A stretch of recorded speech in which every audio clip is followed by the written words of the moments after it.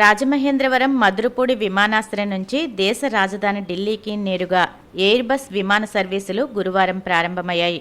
కేంద్ర విమానయాన శాఖ మంత్రి కింజరపు రామ్మోహన్ విమాన సర్వీసును ప్రారంభించారు. 180 మంది ప్రయాణించే విధంగా ఈ సర్వీసును ప్రారంభించారు.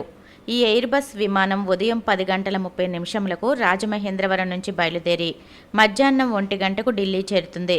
ఢిల్లీ నుంచి వచ్చిన తొలి సర్వీసుకు రాజమండ్రి పార్లమెంట్ సభ్యులు దగ్గుపాటి పురంధరేశ్వరి, కాకినాడ పార్లమెంట్ సభ్యులు తంగెళ్ల ఉదయ్ శ్రీనివాస్, రుడా చైర్మన్ వెంకటరమణ, ఎమ్మెల్యేలు గోరంట్ల ఉచ్చే Chowdary, Adireddy Vasu, Bathula Balaramakrishna, Jyothula Nehru, Nallamilli Ramakrishna Reddy, Maddipati Venkataramana, Muppidi Venkateswara Rao, joint collector S Chinnaramudu, విమానాశ్రయం డైరెక్టర్ ఎస్ జ్ఞానేశ్వరరావు తదితరులు స్వాగతం పలికారు. ఈ సందర్భంగా రామ్మోహన్ నాయుడు మాట్లాడుతూ ఈ సర్వీస్తో ఉభయ గోదావరి జిల్లాల ప్రజల చిరకాల వాంఛ తీరినట్లయిందన్నారు. మరో 5 సంవత్సరాలలో దేశంలో 50 ఎయిర్పోర్ట్లను నిర్మించే దిశగా ప్రధానమంత్రి నరేంద్ర మోడీ సారథ్యంలో కృషి చేస్తున్నట్లు తెలిపారు. ఏపీలో కొత్త ఎయిర్పోర్టుకు ప్రతిపాదనలు సిద్ధం చేసినట్లు చెప్పారు.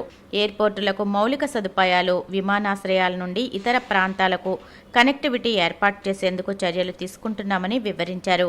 ఇప్పటికే స్థానిక ఎంపీ దగ్గుపాటి పురంధరేశ్వరి సూచనల మేరకు ఈ నెల 1వ తేదీ రాజమహేంద్రవరం నుంచి ఆర్థిక కేంద్రమైన ముంబైకి నేరుగా విమానయాన సర్వీస్ ప్రారంభించినట్లు చెప్పారు.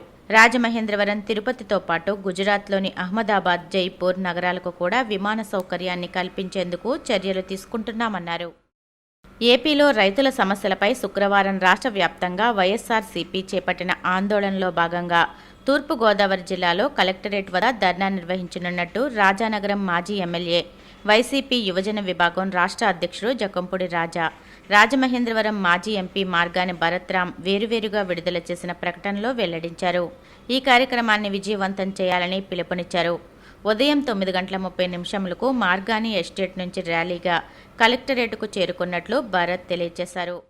రోడ్డు ప్రమాదాల నివారణలో భాగంగా Rajamahendravaram traffic DSP M Venkateswararao నేతృత్వంలో రాజమహేంద్రవరంలో బుధవారం ట్రాఫిక్ పోలీసుల వాహనాల తనిఖీ, డ్రంక్ అండ్ డ్రైవ్ పరీక్షలు చేపట్టారు. మద్యం తాగి వాహనం నడుపుతున్న 9 మందిపై కేసులు నమోదు చేసి 1వ ప్రత్యేక జ్యుడిషియల్ సెకండ్ క్లాస్ మెజిస్ట్రేట్ ఎం జగదీశ్వరి ముందు హాజరుపరచగా 8 మందికి 10,000 రూపాయల చొప్పున ఒక్కొక్కరికి 5,000 జరిమానా విధించినట్లు డీఎస్పీ వెంకటేశ్వరరావు తెలిపారు. రాజవోలు గాయత్రీనగర్ ఏఎంజీ రామాలయం వద్ద లోక కళ్యాణార్థం శ్రీ త్రిదండి అహోబిల రామానుజ జియర్ స్వామీజీ చేసిన శ్రీమద్ భాగవత సప్తాహం బుధవారంతో ముగిసింది. ఈ సందర్భంగా వైభవంగా రుక్మిణీ కళ్యాణం జరిగింది. ఈ కార్యక్రమంలో పెద్ద సంఖ్యలో భక్తులు పాల్గొన్నారు.